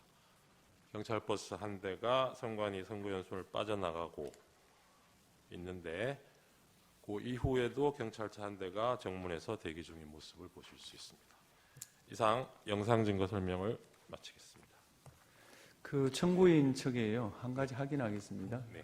아까 을호증, 을1호증부터 을8호증까지 증거 동의한다 하셨죠? 네, 그렇습니다. 일종 취지만 보이는. 그렇다면 제가 증거 채택 범위를 잘못 말한 것 같습니다. 아까 채택된 것에 더해서 을1호증의 3, 을2, 을3호증 1 내지 6, 을4도 추가로 채택합니다. 더 쉽게 말해서 제1호증 1부터 8호증까지 다 채택한다. 그런 뜻이 되겠습니다. 이 채택된 서정과 영상에 대해서 피청구인 측에서 서정 요지와 영상 재생하십시오. 우선 반대신문 기회가 부여되지 않은 진술에 대해서 피청구인 측이 소개 진술을 한 것에 대해서 이후 우리 심판 과정에서 상세하게 반박이 이루어질 예정이겠습니다만은 우선 짧게 말씀드리면은 청구인 측은 대통령의 헌법상 권한으로 헌법에 기재된 비상계엄에 대해서 내란몰이로 수사를 하면서 며칠 뒤인 7일, 8일에 전격적으로 구속이 이루어지고 모두가 이런 상황에서 무서워하면서 책임 전가를 하고 있는 상황 속에서 진술이 이루어진 것들을 지금 보이고 있다고 하겠습니다. 이런 뒤집힌 상황은 문제된 계엄이 과거의 통념과 같은 그런 정식의 계엄이 아니라는 것을 오히려 보여준다고 하겠습니다. 기타 영상에서 분절적인 부분이라든지 문제점에 대해서는 차후 상세히 말씀드리도록 하겠습니다. 오늘 피청구인 측의 PPT를 사용하여 서중 중 일부에 대한 요지를 진술하도록 하겠습니다. 을 제1호증의 1은 2024년 10월 국정원이 발표한 선관위 투개표 시스템 보안점검 결과에 관한 것입니다. 2023년입니다. 죄송합니다. 보안점검 결과 해킹을 통해 유권자 등록과 투표 여부를 관리하는 통합 선거인 명부 시스템의 내용을 변경할 수 있었고, 투표관리관 도장의 이미지를 절취하여 실제 사전투표 용지와 동일한 투표지를 얼마든지 만들어낼 수 있었습니다. 을 제4호증은 법원이 연수을 선거무효소송 변호사들에게 준 통합선거인 명부 사본입니다. 이 사본에는 선거인의 성명과 주소가 삭제되어 명부상의 투표자가 실제로 투표했는지 여부를 전혀 확인, 검증할 수 없도록 되어 있습니다.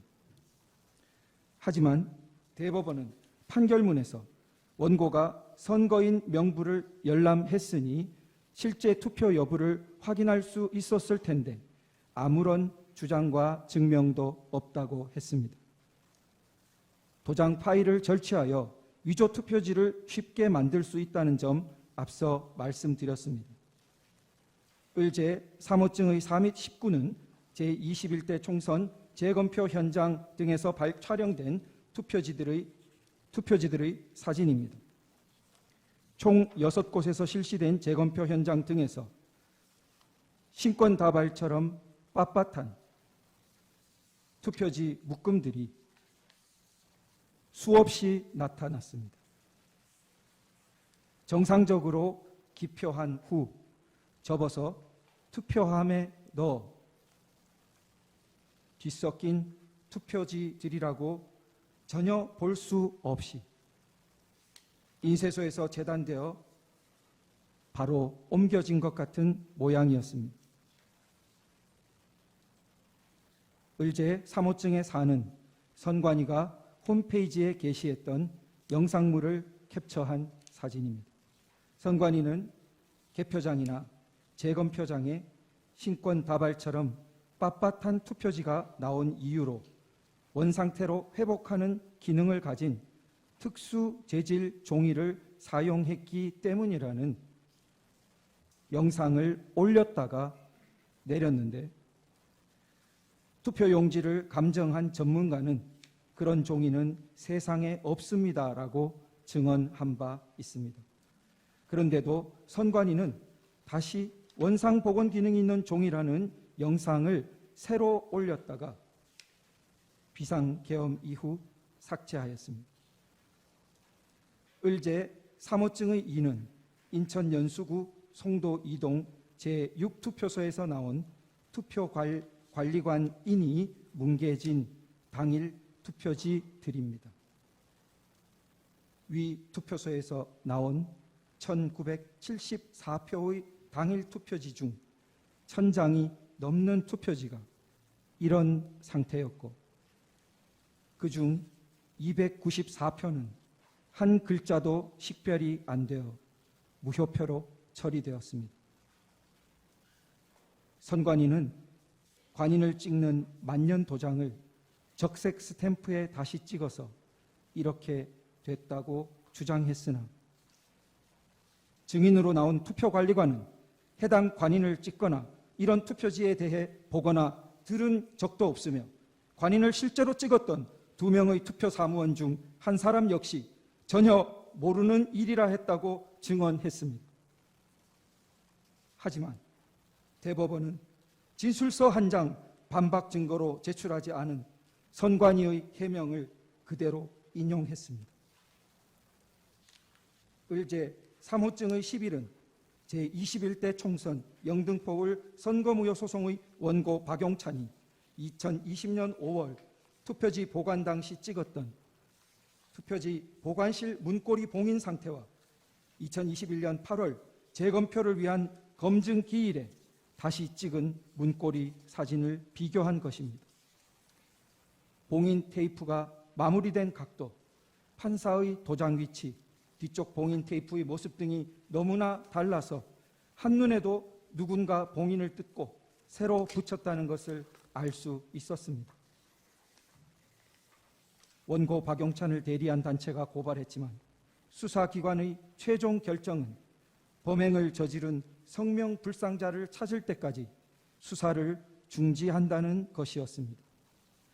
이상 서증요지 진술의 핵심은 국내외 주권 침탈 세력에 의한 거대한 선거 부정 의혹이 있었으나 선관위와 법원, 수사기관을 통해 제도적으로 해결되지 못하여 국가 비상 상황이 초래되었다는 것입니다. 이상으로 서증요지 진술을 마치겠습니다. 예, 이상의 증거 조사 결과에 대해서 쌍방의 의견이 있습니까? 우선 청구인 의견이 있습니까? 특별히 없습니다. 피청구인 의견이 있습니까? 예, 여러 가지 드릴 말씀이 있는데 잠시 휴정 후에 저희들 상세하게 말씀드릴 기회를 주시면 감사하겠습니다. 그리고 저희가 의제 83호증 동영상 부분이 있는데 재생할 수 있도록 허락해 주시면. 그거는 지금 증거가 채택이 안 되지 않았습니까? 그런데 지금 이제 동영상이 저쪽에서 그 재생이 됐기 때문에 공평하게 의미에서 아니 예. 그거는 공평한 거하고 다르죠. 증거 채택되어야 증거 조사를 할 수 있는 거는 법률에 속하는 거라서 그건 공평의 영역에 속하지 않습니다. 다음으로 피청구인에 대한 신문을 하겠습니다. 피청구인 본인께서는 그 자리에 계시면 되겠고요. 질문사항은 2개밖에 없습니다. 피청구인에게 진술 거부권을 고지해 드립니다. 질문 전체에 대해서 또는 개개의 질문에 대해서 진술을 거부할 수 있습니다. 신문이 예정돼 있지 않았던 상황으로 알고 있는데요. 제가 지난밤에 그 오늘 발언 기회를 줄 수 있느냐 협의할 때 분명히 말씀드렸습니다. 재판장께서 하시면 제가 2가지만 아는 대로 묻겠습니다. 말씀을 드리겠습니다. 네네. 네. 첫 번째 질문은 국가 비상 입법기구 관련 예산을 편성하라는 쪽지를 기획재정부 장관에게 준 적이 있으십니까? 저는 이걸 준 적도 없고, 그리고 나중에 이런 계엄을 해제한 후에 한참 있다가 언론에 뭐 이런 메모가 나왔다는 것을 기사에서 봤습니다. 근데 그 기사 내용도 조금 부정확하고, 그러면은 이거를 만들 수 있는 사람은 국방장관밖에 없는데, 국방장관이 그때 이제 부속이 돼 있어서 구체적으로 확인을 못했습니다. 그런데 그 내용을 보면 좀 그 내용 자체가 좀 서로 좀 모순되는 것 같기도 하고, 그런데 하여튼 뭐 그 부분에 대해서는 그렇습니다. 뭐 자세하게 또 물어보시면은 제가 아는 대로 답변을 드리겠습니다. 예. 2번째 질문, 마지막 질문 드리겠습니다. 본인께서는 이진우 수방사령관, 곽종건 특전사령관에게 계엄 선포 후 계엄 해제 결의를 위해 국회에 모인 국회의원들을 끌어내라고 지시한 적이 있으십니까? 없습니다. 네. 네, 그러면 마치겠습니다. 오늘 변론은 이것으로 마치고 양측 대리인께서 추가로 하시고 싶은 말씀이 있으십니까? 우선 청구인 대리인 있으십니까? 네.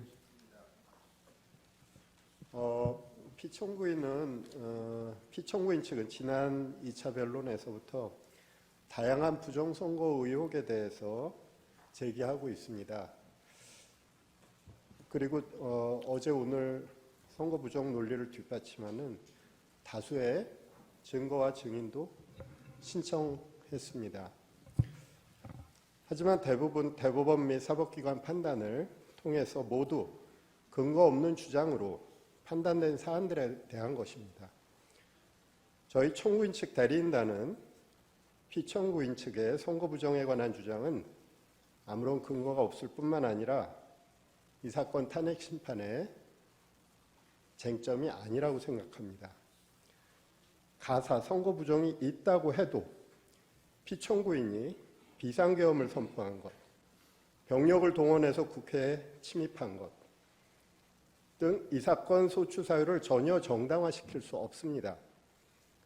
선거 부정의 사유는 피청구인 스스로 발표한 계엄 선포 사유에도 등장하지 않았습니다.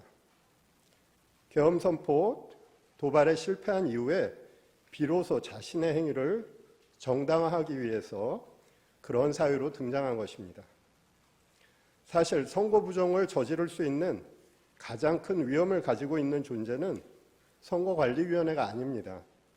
그보다 더욱 큰 힘을 가지고 있는 기관, 행정부이며 국가정보기관이며 이들을 지휘하는 대통령입니다. 중앙선거관리위원회를 독립된 헌법기관으로 만든 것은 대통령과 행정부 그리고 정보기관으로부터 선거관리의 독립성을 보장하기 위한 취지였습니다. 지금의 상황은 오히려 선거 부정의 위험이 더욱 더 큰 기관이 선거 부정을 막고 방어하는 기관에게 선거 부정을 저질렀다고 비난하는 형국입니다. 이 사건 탄핵 심판은 수많은 국민들이 듣고 바라보고 있습니다. 그래서 피청구인 측의 기이한 부정선거 주장을 그대로 방치하기는 어렵습니다. 국민들에게 미치는 해로운 영향 때문입니다. 선거 공정성은 우리 민주주의의 생명이며 핵심입니다. 그것을 함부로 쓰레기통 속에 구겨 넣는 주장을 방치한다면 우리 민주주의도 어느 순간 같은 운명에 처할 수밖에 없습니다. 우리 대한민국의 민주주의 헌정 질서를 보호할 필요가 있는 것입니다. 사람이 가득 찬 극장 안에서 불이하라고 소리치면 수많은 사람을 해칠 수 있습니다. 현재 대한민국의 국가적 혼란 속에서 선거 부정의 음모론은 우리 공동체 자체를 파괴할 수 있습니다. 최근 서울 서부지방법원에서 발생한 폭도들의 만행은 이와 유사한 무책임한 주장들이 초래한 결과라고 할 것입니다. 존경하는 재판장님, 재판관님, 선거 부정론은 사법부와 검찰의 판단까지도 믿지 못하며 객관성이 없는 무리한 의혹을 제기하는 집단의 일방적 주장입니다. 이 사건 탄핵 심판의 쟁점이 아닐 뿐만 아니라 탄핵 심판 이후 오랫동안 대한민국 민주주의를 해칠 수 있는 무책임한 주장입니다. 더 이상 선거 부정의 의혹 제기 그리고 그와 관련한 증거 신청은 적절하게 제한해 주실 것을 요청드립니다. 이상입니다. 예, 피청구인 하시고 싶은 말씀. 재판장님, 저희 청구인 증인 신문 방식에 대해서 한 말씀. 네. 다음 일부터 이제 관련자들 증인 신문이 이루어질 텐데 김영현 증인은 뭐 변론으로 하더라도 나머지 증인들의 경우에는 피청구인이 군통수권자 지위에 있으면서 선언했던 이 계엄 선포 당시에 피청구인으로부터 여러 국회, 특히 국회의 계엄 해제 요구 의결을 방해하기 위해서, 저지하기 위해서 구체적인 지시를 받았던 사람들이 여러 사람 있습니다. 이런 사람들이 증인을 하게 될 텐데 피청구인이 앞으로도 이제 심판정에 출석을 하게 되면 그 면전 상태에서는 사실대로 진술하기가 좀 어렵지 않을까 걱정이 됩니다. 그런 점을 고려하셔서 피청구인을 퇴정한 상태에서 신문이 이루어지게 해주시거나 그것이 어렵다면 적어도 피청구인과 증인이 직접 눈을 마주치지 않을 수 있도록 가림막 같은 걸 설치한 상태에서 증인 신문이 이루어질 수 있도록 해주시기 바랍니다. 예, 재판부 평의를 거치겠습니다. 피청구인 측 하시고 싶은 말씀 있으십니까? 탄핵 재판이라는 게 형사 소송 절차 준해서 하는 것이고 또 제가 지금 직무 정지된 상태이기 때문에 어떤 영향력도 행사할 수 없습니다. 그리고 이 사건 내용을 제일 잘 아는 사람은 바로 피청구인인 대통령 저 자신입니다. 그래서 그런 주장은 좀 이해가 좀 안 되고요. 아까도 이런 부정선거 의혹이 음모론이라고 하시고 계엄을 정당화하기 위한 거라고 사후에 만든 논리라고 하셨는데 이미 계엄을 선포하기 전에 이런 여러 가지 그 어떤 선거의 공정성에 대한 그 신뢰에 좀 의문이 드는 것들이 많이 있었고 또 2023년 10월 국정원의 그 선관위 그 전산 장비의 아주 극히 일부를 점검한 결과 문제가 많이 있었기 때문에 부정선거 자체를 색출하라는 것이 아니라 선관위의 전산 시스템을 전반적으로 스크린할 수 있으면은 해봐라. 어떤 장비들이 있고 어떤 시스템에 의해서 가동이 되는지 그런 것이기 때문에 저희가 무슨 선거가 전부 부정이어서 믿을 수 없다 하는 그런 음모론을 제기하는 것이 아니라 팩트를 확인하자는 그런 차원이었다는 점을 이해해 주시기 바랍니다. 네, 말씀 잘 들었습니다. 더 하시고 싶은 이야기는 없으시죠? 예, 그러면 제3 재판님 하나만 좀 추가해야 되겠습니다. 네. 지금 아까 우리 청구인께서 그 당시 이 집권 여당이 대통령 하에서 치러진 우리 지금 피청구인 대통령인 지위에서 치러진 선거에 대해서 부정이 뭐 없고 책임은 이쪽에 대통령이 있다고 말씀하셨는데 조만간 이번 취임한 트럼프 대통령이 2020년 미국 대통령 선거가 그 당시 트럼프가 재임 기간 중인데 그때의 선거 부정에 대해서 조만간 미국에서도 미국 스스로의 어떤 조사 결과가 나올 겁니다. 그러니까 그게 꼭 대통령이라고 해서 독립적인 선거가 이루어지고 있는 선거관리기구에 대해서 모든 걸 다 통제하는 건 아니기 때문에 어떤 문제점은 발생할 수 있고 국민들은 거기에 대해서 많은 의구심이 있고 지난 4년간 이런 것들에 의혹이 제기되고 있고 더군다나 국정원 보안 서버 점검 결과 문제가 있다고 했기 때문에 대통령으로서는 그 문제를 점검을 하고자 하는 것일 뿐이지 저희 피청구인 대통령께서 선거 부정이 있었다고 단정해서 하는 것은 아니라고 하는 것을 다시 한번 말씀을 드리고 그리고 계엄 선포 이후에 이루어진 과정에 비추어 보면은 사후의 그 어떤 변명을 추가하는 것이 아니고 국정의 안정을 위해서 그 선포할 때부터 대통령께서 점검하고자 하셨던 항목임을 다시 한번 말씀을 드립니다. 절차에 대해서 조금 말씀드리고 싶습니다. 네, 그 저희가 오늘은 피청구인 측은 그 을 1호증부터 5호증 내지 8호증 정도까지밖에 서중요지 진술을 하지 못했는데 지금 제출은 저희가 92호증까지 이렇게 많이 추가 제출되었습니다. 그 부분 그 증거 조사에 대해서 일정을 언제 할 수 있는지 조금 내일 체부에 대해서 저 점거 인부에 대해서 의견서를 내시면 모레 평일을 할 수가 없어서 지금 제 생각으로는 일부는 1월 23일, 대부분은 2월 3일 날 체부를 결정할 것 같습니다. 체부입니까? 아니면 조사입니까? 왜 체부 그러니까 채택이 되면 바로 그날 조사하니까요. 예. 같은 날이라고 보시면 되겠습니다. 이상으로 예. 청구인 측에서 그 보여준 그 영상에 대해서 예. 제가 그냥 짧게 한 말씀만 예, 이해를 돕는 차원에서 하십시오. 잘 봤습니다. 그런데 아까 그 군인들이 그 본청사에 진입을 했는데 저 직원들이 좀 저항을 하니까 스스로 이렇게 나오지 않습니까? 얼마든지 더 들어갈 수 있는데도 저게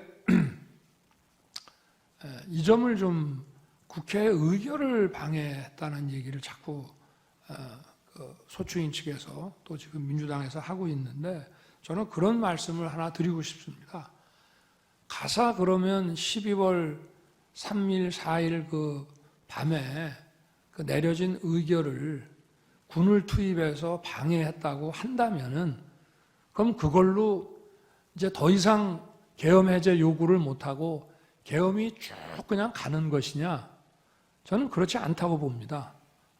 대한민국에서 국회와 언론은 대통령보다 훨씬 강한 초갑입니다. 만약에 제가 무리를 해서 계엄 해제 요구 의결을 못하게 한다 해서 국회 아니라 다른 장소에서도 할 수 있고 그 이후에 얼마든지 계엄 해제 요구를 할 수가 있습니다. 그러고 그거를 만약에 막았다고 한다면 그거는 정말 뒷감당을 할 수 없는 일이라고 저는 생각합니다. 그래서 뭐 계엄 해제 요구를 막았다, 뭐 여러 가지 이런 증언들을 막 이렇게 모아가지고 그렇게 얘기를 하시는데 계엄 해제 요구 결의가 사실은 저도 그 방송을 보고 있었습니다마는 의원들 사이에서도 국회의장과의 관계에서 아니 빨리 합시다. 그리고 또 우원식 의장은 아니 그래도 절차는 밟아야 되는 거 아닙니까? 이렇게 하면서 좀 국회법에 딱 저기 맞지 않는 그런 아주 그 신속한 그런 결의를 했거든요. 그렇지만 저는 그거를 보고 바로 군을 철수시켰습니다. 그래서 국회 마당에 있던 사람들이 나갔고요.